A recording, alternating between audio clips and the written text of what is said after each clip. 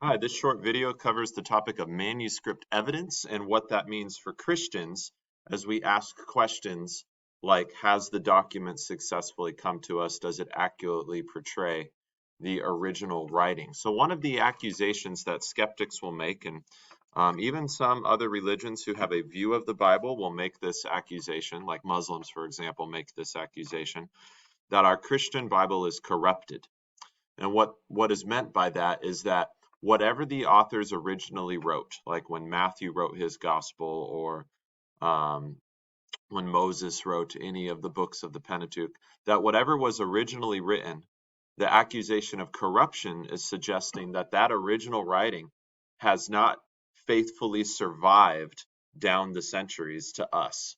So whatever we're reading, they accuse it of being corrupted. It's been maybe doctored a little bit by scribes over the centuries, or maybe some things have been lost and not accurately preserved in the text because of decay of materials, things like that.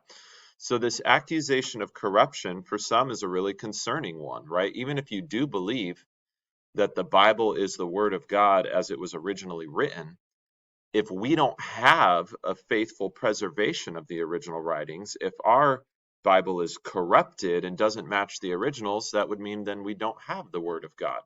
So the point of this video will be to teach you guys what manuscript evidence is and what the results are when you study the manuscript evidence for the Bible. And I'll just give you the answer now before I walk you through it.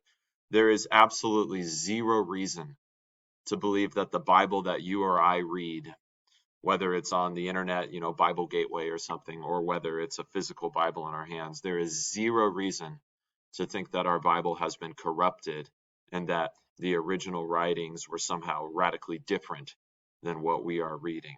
So let me give you why Christians can have such confidence that our Bible is not corrupted. So when you take an ancient document, you run it through what's called the bibliographical test or a manuscript evidence test. And the bibliographical test is really looking for three things. We're asking, one, um, how many copies do we have, right? We don't have the original. We don't have anything that Matthew himself penned, Luke himself penned, or just pick another ancient work, something Aristotle wrote or Plato wrote. We don't have the originals for any of these things. The documents are just too ancient. What we do have are copies. So we ask three questions. One, how many copies do we have, right? And you want more. The more copies, the better. The more copies, that means that this document was important enough to people that scribes took the time to by hand make a copy of this thing. And multiple scribes did this. That's why there's lots of copies throughout time. So you want lots of copies because it means they thought the document was important enough to preserve. The more copies, the more probably they thought it was important enough to preserve accurately and faithfully for lots of people. So you want lots of copies.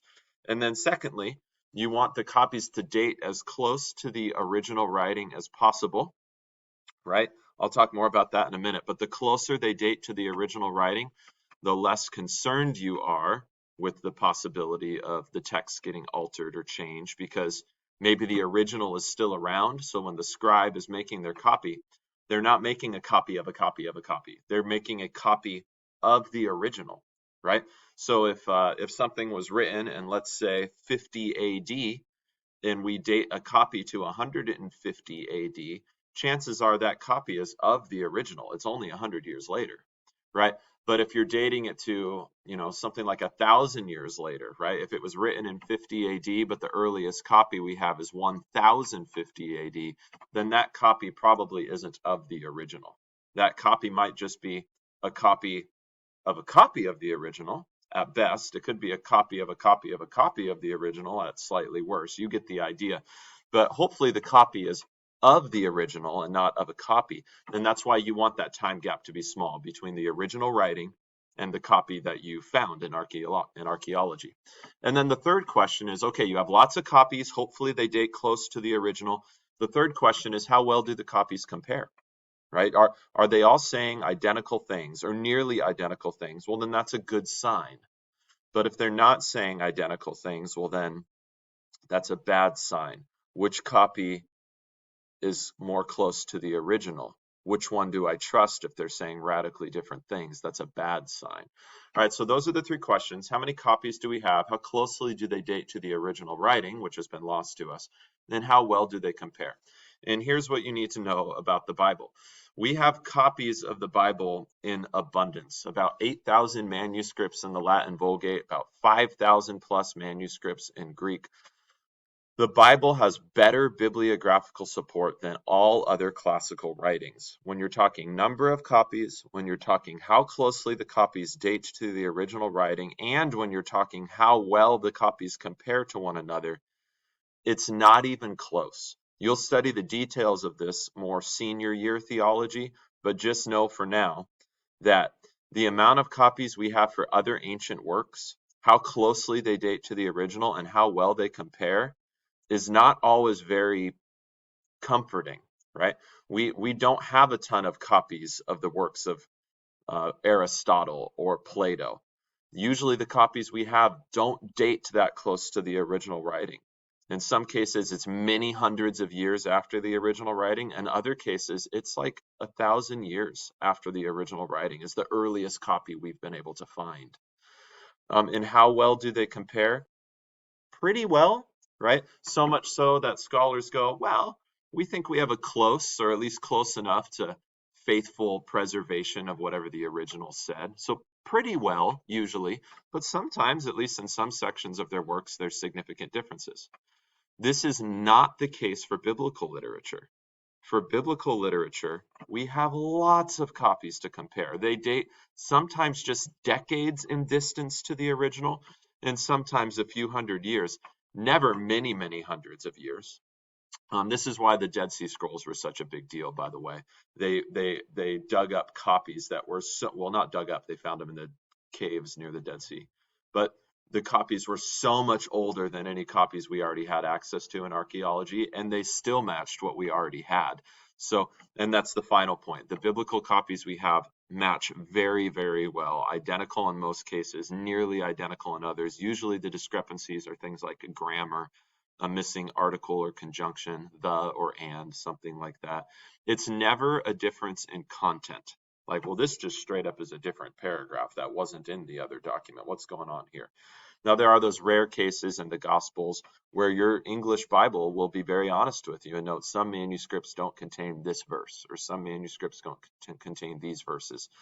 And that's not something that biblical scholars have ever tried to hide. So when you find those sections of the Gospels, just know we don't know for sure whether or not those sections were in the original Matthew or the original Mark, but they're included just in case they were. But everything that's not in those little bracketed sections, every copy we've dug up just matches. They all say the same thing.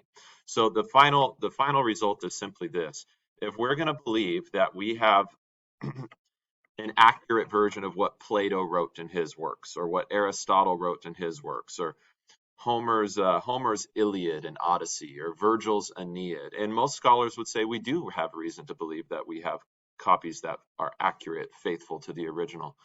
Then we have exponentially more reason to believe that our Bible is faithful to the original, because the manuscript evidence for the Bible is that much more solid, exponentially more solid than the manuscript evidence for any other ancient document. I'm just going to read the quote here on the bottom by F.F. Bruce. It's a little easier to understand. The four Gospels, when tested according to the ordinary academic tests applied to any document of antiquity, give evidence both within and without that they are primary source documents for the life and words of Jesus.